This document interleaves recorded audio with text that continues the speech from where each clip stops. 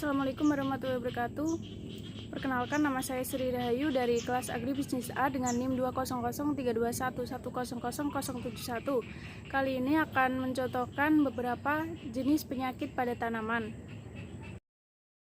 Karat daun pada jagung disebabkan oleh jamur Puccinia sorghii.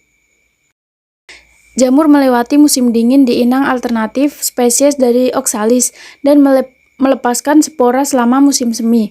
Spora dapat dipindahkan dalam jarak yang sangat jauh oleh angin dan hujan. Spora memulai proses infeksi ketika menghinggapi daun.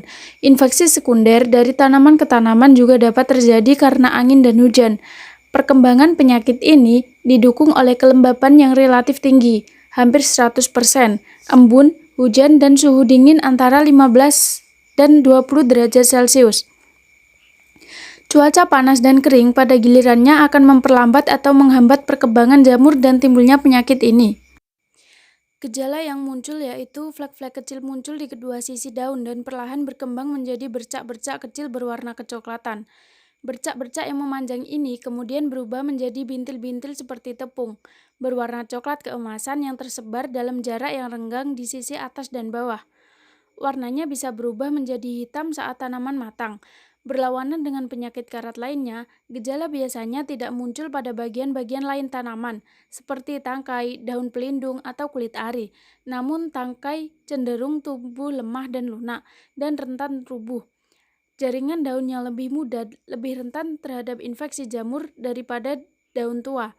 Tanaman yang terinfeksi pada tahap awal dapat menunjukkan klorosis daun dan kematian, yang menyebabkan kerugian hasil yang besar jika daun di bagian atas tanaman terpengaruh.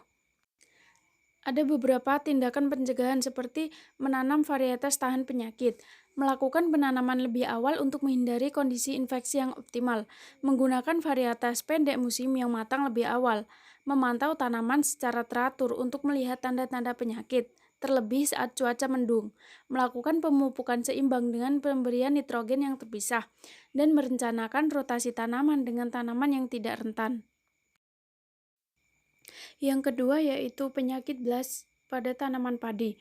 Penyakit blast disebabkan oleh jamur Pirisularia grisea. Jamur ini dapat menginfeksi pada semua fase pertumbuhan tanaman padi, mulai dari persemaian sampai menjelang panen.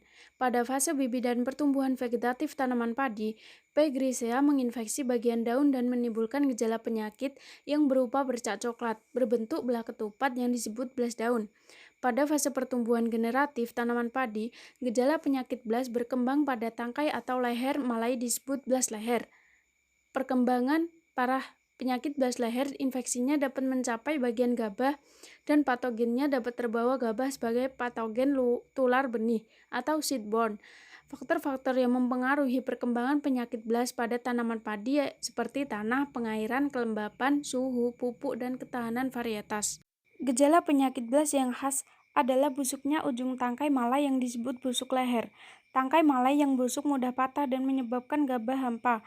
Pada gabah yang sakit terdapat bercak-bercak kecil yang bulat. Penularan penyakit terutama terjadi melalui konidia yang terbawa angin. Ada beberapa cara yang bisa dilakukan untuk mengendalikan penyakit blast, seperti menggunakan varietas tahan sesuai dengan sebaran ras yang ada di daerah setempat, menggunakan benih sehat, hindarkan penggunaan pupuk nitrogen di atas dosis anjuran, hindarkan tanaman padi dengan varietas yang sama terus-menerus sepanjang tahun, melakukan sanitasi lingkungan harus intensif, karena inang alternatif patogen dapat berubah rumputan. Hindari tanam padi terlambat dari tanaman petani di sekitarnya. Pengendalian secara dini dengan perlakuan benih sangat dianjurkan untuk menyelamatkan persemaian sampai umur 30 hari setelah sebar. Tidak hanya itu, pengendaliannya juga bisa dilakukan dengan mengupayakan kecukupan kalium, baik dengan pupuk buatan seperti KCl maupun abu bakaran kayu, abu gosok, dan abu sekam, serta menghindari penggunaan herbisida karena bisa meningkatkan kerentanan terhadap penyakit blast. Penggunaan PGPR, pilih isolat atau strain yang terbukti efektif untuk memperkuat tanaman, serta mengaplikasikan teh kompos terutama pada tanaman muda yang mempunyai efek langsung berupa senyawa anti cendawan alami dan juga unsur mikro yang memperkuat tanaman.